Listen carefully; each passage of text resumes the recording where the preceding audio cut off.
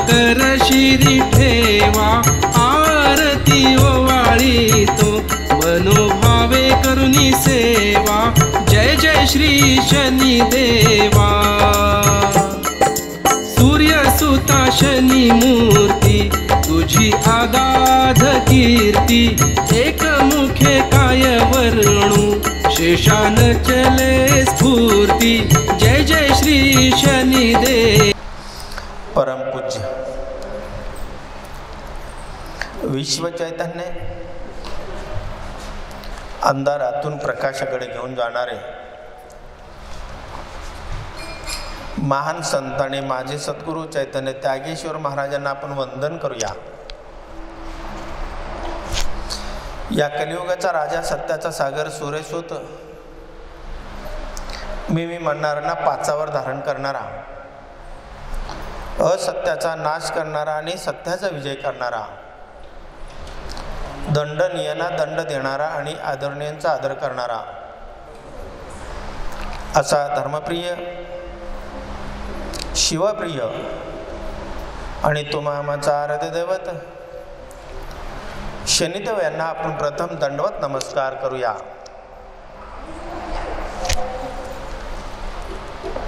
आपण पाहत आहोत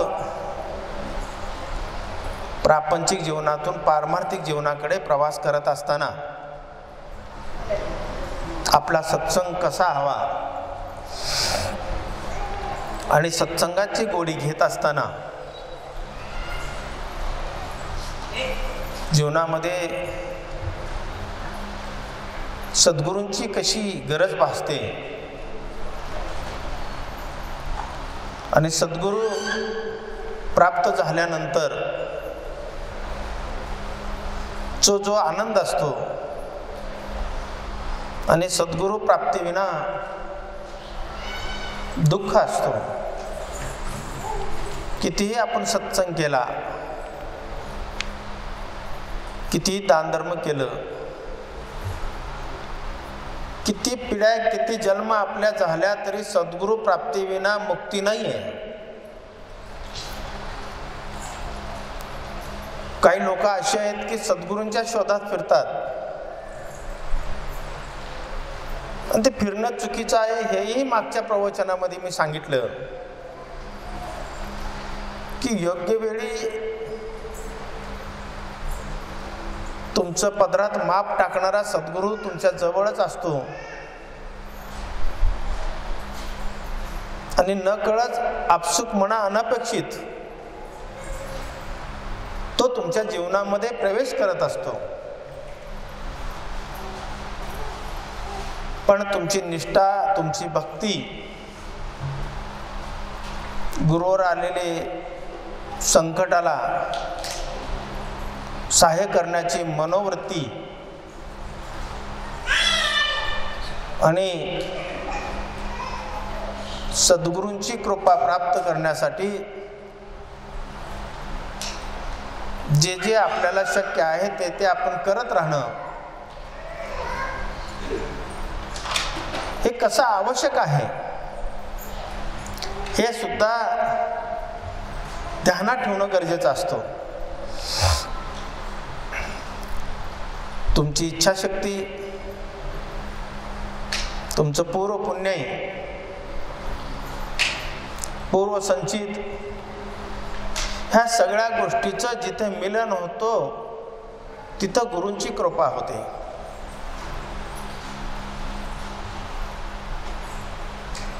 मग गुरुला आपल्याला शोधायची गरज नाही।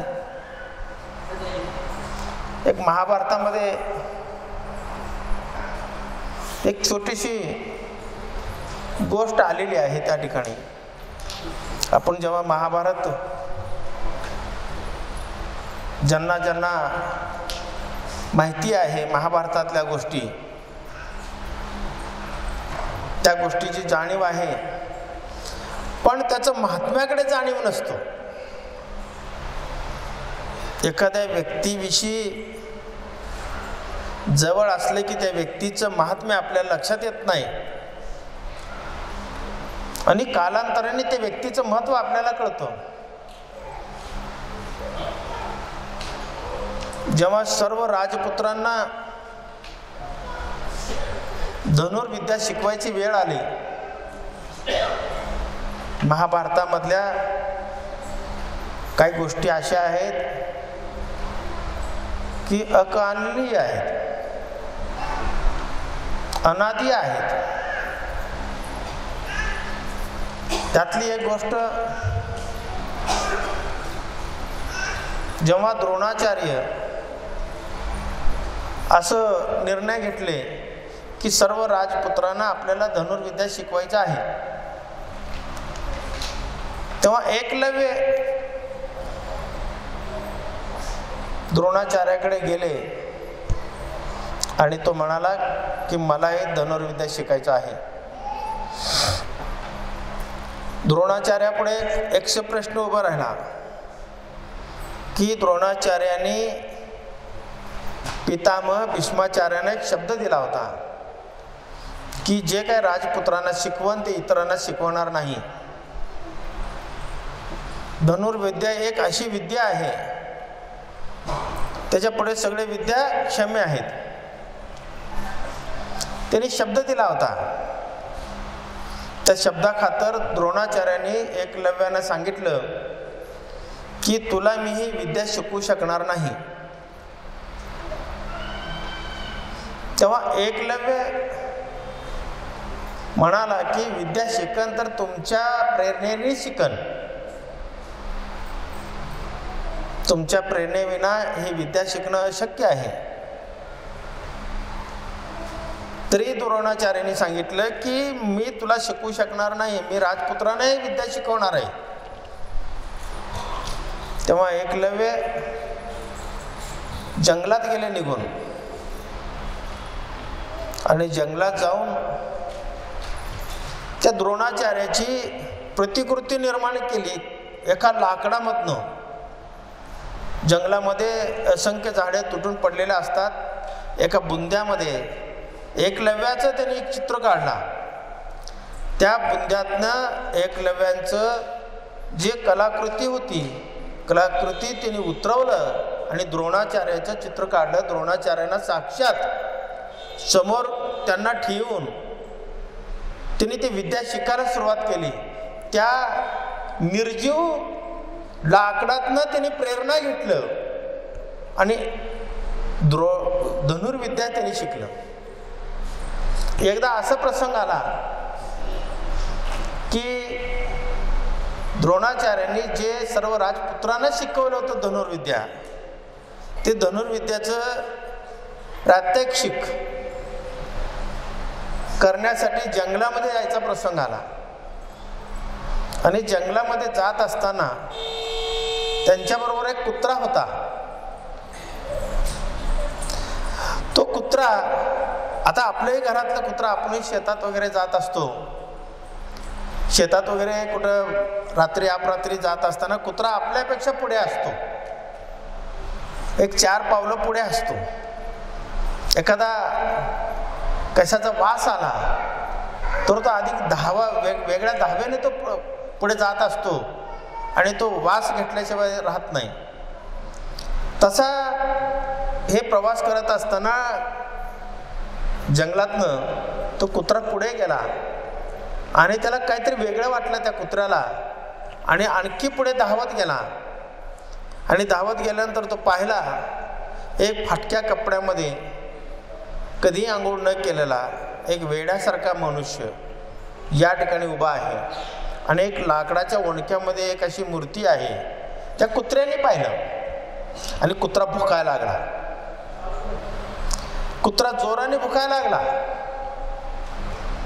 आता भुकत असताना एकलव्याला वाटलं की तो आपल्याला अडचण करल, म्हणून एकलव्याने गुरूंचं स्मरण केला, द्रोणाचार्याचं, आणि द्रोणाचार्याचं स्मरण करून त्यांनी त्याच्या तोंडामध्ये, भुकणाऱ्या तोंडामध्ये 7 बाण सोडले, जेणेकरून जीवित हानी सुद्धा होता कामा नये, कुत्रा सुद्धा मरता कामा नये, भुकलेलं भुंकणं तर थांबलं पाहिजे. म्हणून त्यांनी 7 बाण तोंडामध्ये मारला आणि तसाच कुत्रा तो 7 बाण तोंडामध्ये घेऊन तो माघार पळत आला. आणि माघार पळत आल्यानंतर द्रोणाचार्य राजपुत्र त्याच्या समोर गेला. समोर गेल्यानंतर सगळे चकित झाले. सगळे चकित झाले, असा कोण आहे की जी विद्या आमच्या विना कुणाकडे नाहीये, आणि ती विद्या आम्ही प्रत्यक्ष पाहतो. हे कुत्र्याच्या तोंडात 7 बाण मारलाय. कुत्र्याचं भुंकणं सुद्धा बंद झालं, पण कुत्रा तरी जिवंत आहे. द्रोणाचार्य सर्व राजपुत्र चकित झाले आणि कुत्रा परत माघार फिरला आणि कुत्र्याच्या पाठोपाठ गेले. गेल्यानंतर पाहतात तर एक वेगळ्या कपड्यामध्ये, केस विंचरलेलं नाही, वेगळे म्हणजे विद्रूपपणाने सगळे शरीर रचना होती. आणि अशा ठिकाणी जाऊन थांबले आणि एकलव्याने द्रोणाचार्यांचा आशीर्वाद घेतला. आणि त्यांनी सांगितलं की द्रोणाचार्यांनी विचारलं, हे बाण कोणी मारलं? तो म्हणाला, मी मारले. तेव्हा म्हणाला, तुला ही विद्या कोणी शिकवली? तेव्हा एकलव्याने सांगितलं, ही विद्या केवळ तुमच्या प्रेरणेने मिळालेलं आहे. तुमचं जे काय शक्ती आहे, जे काय सामर्थ्य आहे, या तुमच्या मूर्तीतनं मी घेतलेली आहे. जी दगडा त्या लाकडाच्या ओंडक्यातनं ज्यांनी बनवलं होतं, त्याच्या प्रेरणेने ते आम्ही प्राप्त केलंय आणि ही विद्या मी शिकलेला आहे. तेव्हा राजपुत्र विचार करायला लागले. राजपुत्र म्हणायला लागले सगळे द्रोणाचार्यांना की केवळ आमच्या विना दुसऱ्यांना तुम्ही विद्या शिकवणार नाही. याच्याकडे कशी काय प्रेरणा आली? ती सांगण्याचा उद्देश माझा एवढा आहे की तुम्ही गुरुवर निष्ठा ठेवलात आणि स्वतःवरचा विश्वास कमी नाही केलात तर तुम्ही सुद्धा एकलव्य होऊ शकताय. एकलव्य व्हायला वेळ लागणार नाही, लक्षात ठेवा. फक्त साधना करताना स्वतःवरचा विश्वास कमी होता कामा नाही. आणि सद्गुरूंची कृपा तत्पर होण्यासाठी सद्गुरू तत्पर असतात, पण ते प्राप्त करण्याची जी मानसिकता आपली आहे ती मानसिकता मात्र आपण बदलली पाहिजे. ती मानसिकता बदलल्याशिवाय तुमच्या मनातले विचार बदलणार नाही, आणि विचार बदलल्याशिवाय तुमचं नशीब बदलणार नाही. नशीब बदलायला दुसऱ्या कोणाला ज्योतिषाकडे जायची गरज नाही. एवढ्या सद्गुरूकडे सामर्थ्य आहे, एवढी शक्ती आहे, एवढी प्रेरणा आहे. या विश्वामध्ये सद्गुरू विना काही नाही. किती जरी जन्म झाले, किती जरी तुमचे ऐश्वर्य प्राप्त केलात, तुम्ही सोन्याच्या पलंगावर लोळलात, धनामध्ये लोळलात, भोगामध्ये तुम्ही विलासी भोगामध्ये लोळलात, तरी तुम्हाला मुक्ती मिळणार नाही, कदापि मिळणार नाही. एक छोटासा मुंगी, एक किडा, आपण पाहतो किडे मुंगे सगळीकडे जात असतात. एखादा छोटा किडा असतो, मोठा किडा असतो, मुंगी असते, लाल मुंगी असते.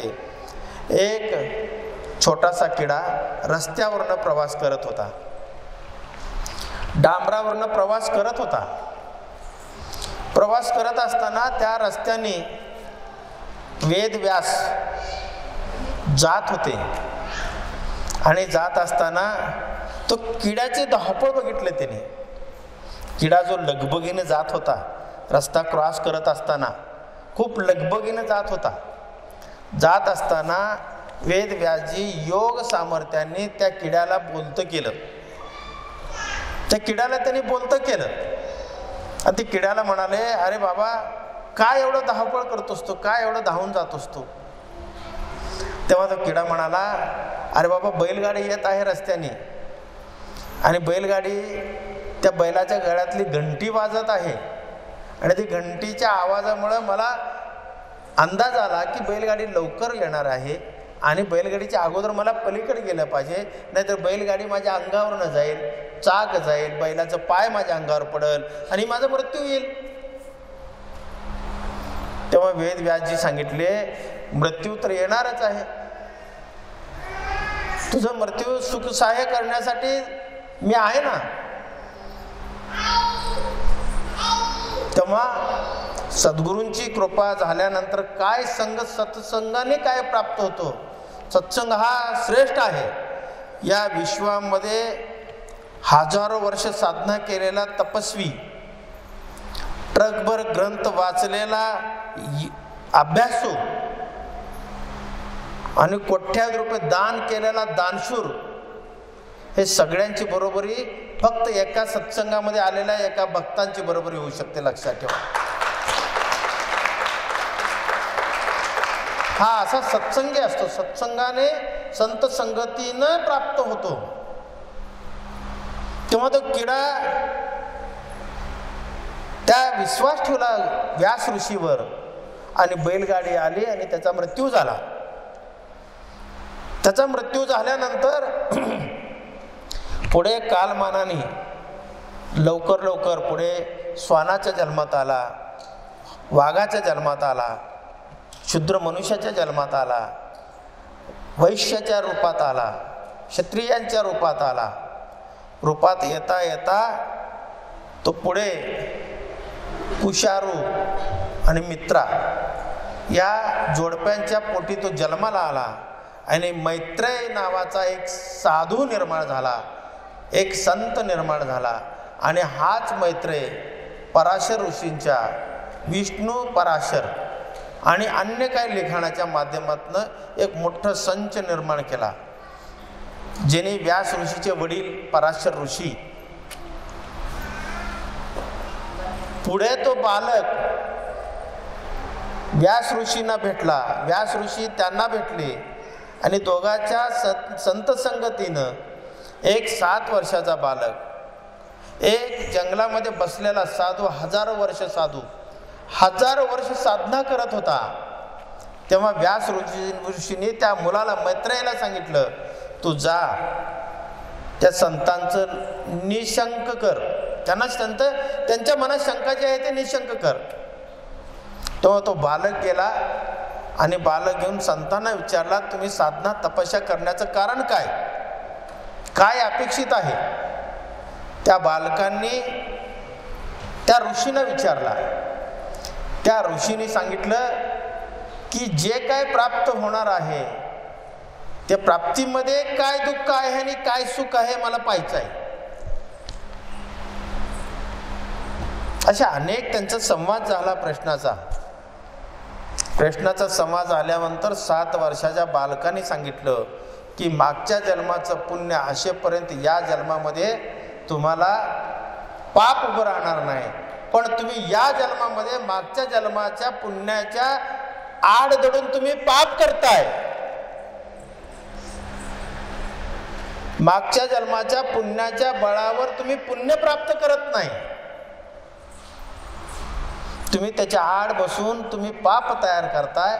याच्यामुळं आपण आयुष्यभर साधना करून सुद्धा दुःखी असतो. दुःखी असण्याचं कारणच एवढं आहे. तुम्ही सगळे इथे बसलात, अगदी प्रामाणिकपणाने सांगा, सगळ्यांचं लक्ष माझ्या वाणीकडे आहे का? कुणाचं काय ऊन असेल बरं का, बाहेर लय कडक ऊन असेल, कुणाचं अरे घरी लवकर गेलं पाहिजे, गाडी भेटेल का नाही, कुणाचं लक्ष आता आपण आरतीच्या वेळेस कुठं थांबलं पाहिजे, अरे घरी गेल्यानंतर बायको काय म्हणल, एखादा बायको म्हणल, नवरा काय म्हणल, अरे काय माझं बकरे तर पाणी तर कोणी पाजलं असेल का नाही, माझ्या गुराढोरांना कोणी चारा घातला असेल का नाही. ह्या क्षुद्र विचारामुळं मागच्या जन्माचं पुण्य असून सुद्धा तुम्ही या जन्मात सत्संगामध्ये बसून सुद्धा पुण्य प्राप्त करत नाही, असे क्षुद्र विचार करून पाप तयार करताय.